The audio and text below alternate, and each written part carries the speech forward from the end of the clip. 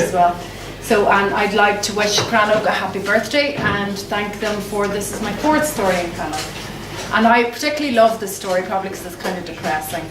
And I did used to work in a line dancing bar, believe it or not, when my daughter was a baby. So I could be at home or whatever, and I went out in evenings, and she's 20 now, so it's a long time ago. I wonder if it's still open. I should actually drive by and see. It probably is. So line dancing. The restaurant has black and white photos of men and women in cowboy hats lining the walls. Aoibheann only recognises Johnny Cash. His picture has a red lit frame around it. Nancy, the owner, has pointed to it proudly during the interview and announced that Johnny was her guardian angel. She said a feng shui consultant had confirmed this when they'd taken over the lease. As far as Aoibheann was aware, Johnny Cash is still alive, but she said nothing, she needed the job. The uniform consists of jeans, a white t-shirt with the logo Nancy's Place emblazoned on a yellow sheriff's badge and a red apron. Thick slabs of steak are served on wooden boards with sharp knives, pinning them down for effect. The customers wear shirts with silhouettes of horses on them, suede fringe boots and cowboy hats. Their nasal South London accents clash with their outfits. Knives down, they jump up eagerly from their steaks when their favourite songs come on.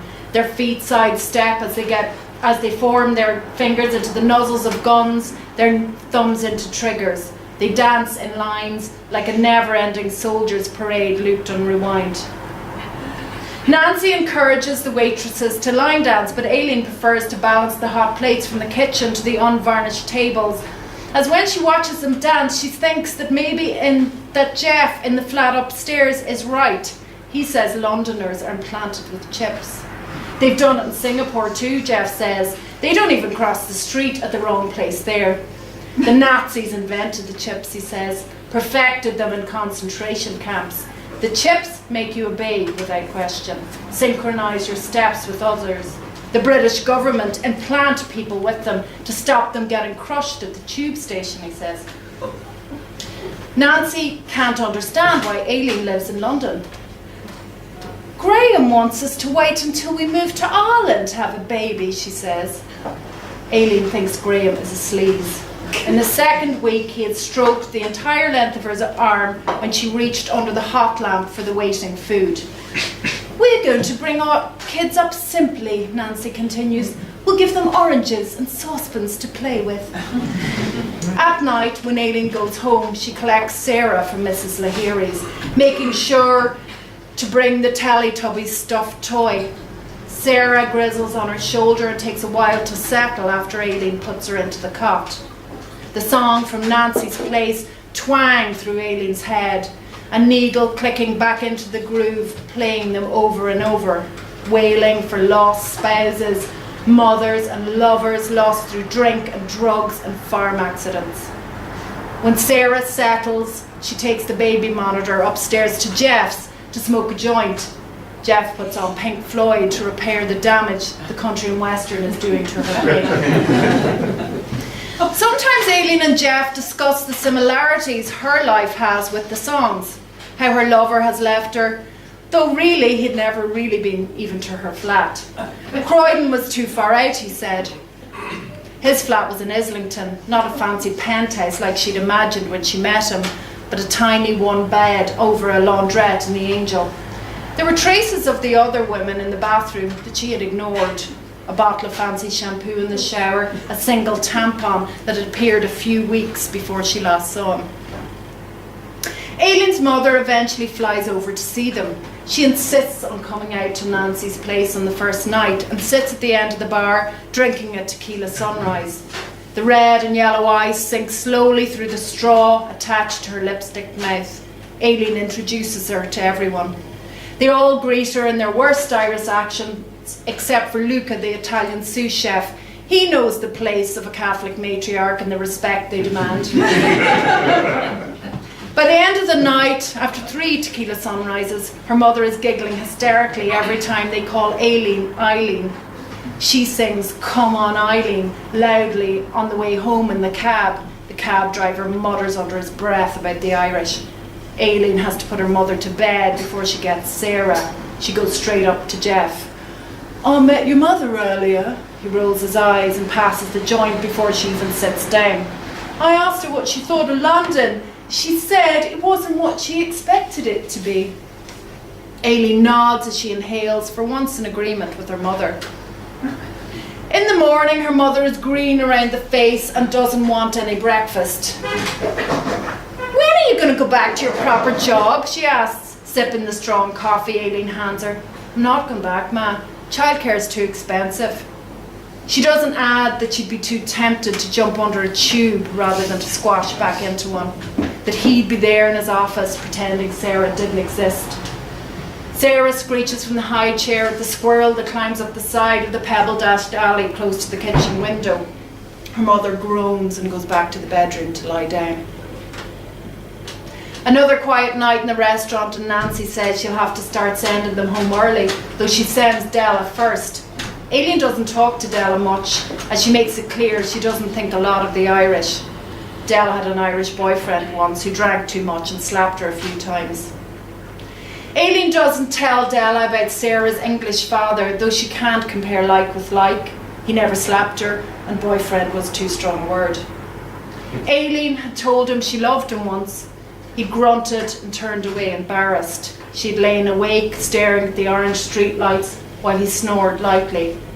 She hadn't left, as she'd known she was pregnant by then, knowing she'd left it too late to have an abortion. When she was in Mayday Hospital giving birth, she had screamed for all the drugs they would give her when she realised he wasn't coming. He hadn't answered his phone, though he'd made it clear that he wouldn't. She secretly thought he would. That his curiosity or his conscience or some primal instinct would get the better of him, or the dirty looks in the office would bring him here.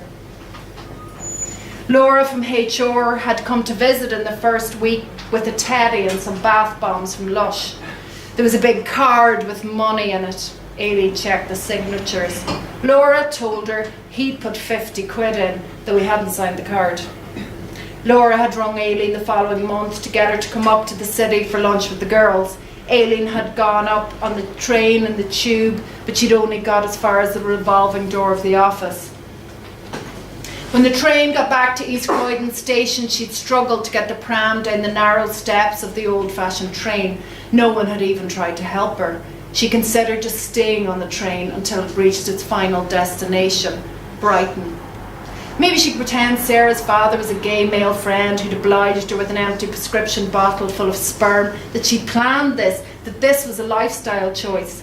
She'd stared at the tracks and thought of them going up and down endlessly through this long, stringy country, ending at the sea and turning back in spaghetti loops of time after time, in men in suits and women in suits.